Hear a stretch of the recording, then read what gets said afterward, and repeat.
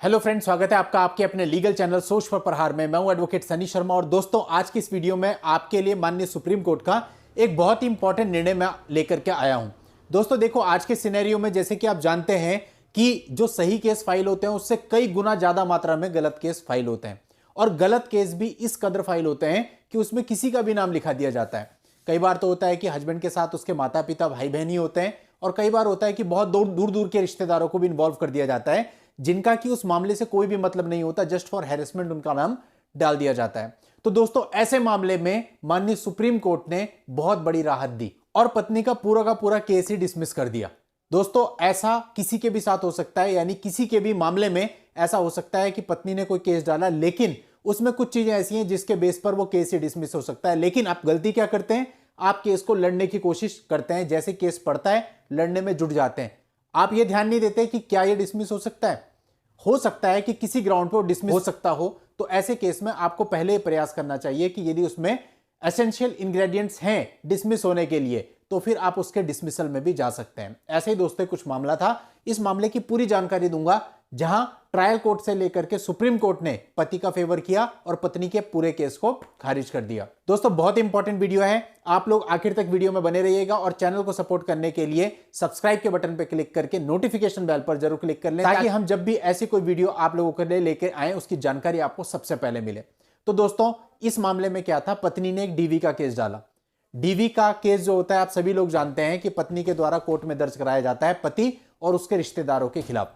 तो generally DV के case में सभी का नाम डाला जाता है और उसमें कुछ रिलीफ्स मांगे जाते हैं। लेकिन दोस्तों डीवी के केस के लिए कुछ बेसिक कंडीशंस होती हैं जो कि पूरी होनी जरूरी है, जिस पर मैंने अलग से कई सारे वीडियोस बनाए हुए हैं, आप उनकी हेल्प ले सकते हैं। इस वीडियो के एंड में एंड स्क्रीन पर भी आपको वो वीडियो मिल जाएंगे, वहां पे जाके भी आप पूरी जानकारी ले सकते हैं। तो दोस्तों इस मामले में जो लोअर कोर्ट थी जहां पे डीवी का केस फाइल किया गया था, उस कोर्ट ने पत्नी के डीवी केस को खारिज कर दिया। अब पत्नी ने एक अपील फाइल करी सेशन कोर्ट में और वो अपील भी खारिज हो गई, डिसमिस हो गई। अब पत्नी आई हाई कोर्ट में और हाई कोर्ट में उसने क्रिमिनल रिवीजन अपनी तरफ से फाइल कर दी। लेकिन दोस्तों हाई कोर्ट ने भी पूरे मामले को देखते हुए उसकी क्रिमिनल रिवीजन जो थी उसको डिसमिस कर दी। इसके बाद दोस्तों पत्नी आई माननीय सुप्रीम कोर्ट में। अब दोस्तों सुप्रीम कोर्ट ने पूरे मामले को देखा, सारे तथ्यों को देखा और सबसे पहले तो सुप्रीम कोर्ट ने यह कहा कि जो हाई कोर्ट की फाइंडिंग्स है वो बिल्कुल सही है।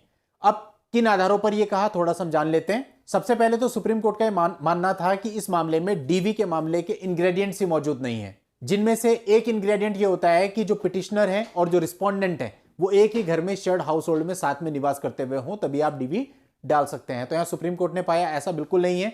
जो पिटिशनर और रिस्पोंडेंट्स हैं वो एक ही शेयर्ड हाउस होल्ड में निवास नहीं करते थे। सारे एलिगेशन भी वेग टाइप के हैं और उसने बताया कि सारे रिस्पोंडेंट फैमिली मेंबर हैं, लेकिन ऐसा प्रतीत नहीं होता। मामले को देखने पर जो रिस्पोंडेंट्स हैं वो पड़ोसी प्रतीत होते हैं। यानी कुल मिला के माननीय सुप्रीम कोर्ट को लगा कि अनावश्यक रूप से इसमें बाकी सारे लोगों को रिस्पोंडेंट बनाया गया है और सुप्रीम कोर्ट ने भी पत्नी की तरफ से ये जो स्पेशल लीव पिटीशन आई थी इसको डिसमिस कर दिया। तो देखिए दोस्तों कितना इंपॉर्टेंट जजमेंट है कि पत्नी का जो केस था वो अपने आप में ही खारिज कर दिया गया।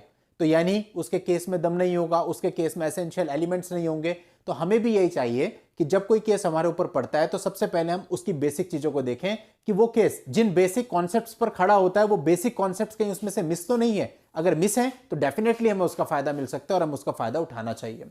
और आप लोगों की हेल्प के लिए इस जजमेंट का लिंक मैं इस वीडियो के नीचे डिस्क्रिप्शन में दे रहा हूं, वहां जाकर के आप इस जजमेंट को पढ़ सकते हैं, कॉपी और डाउनलोड भी कर सकते हैं। नेक्स्ट वीडियो में नई लीगल जानकारी के साथ मैं आपसे फिर मिलता हूं, तब तक के लिए goodbye and thank you for watching. Take care.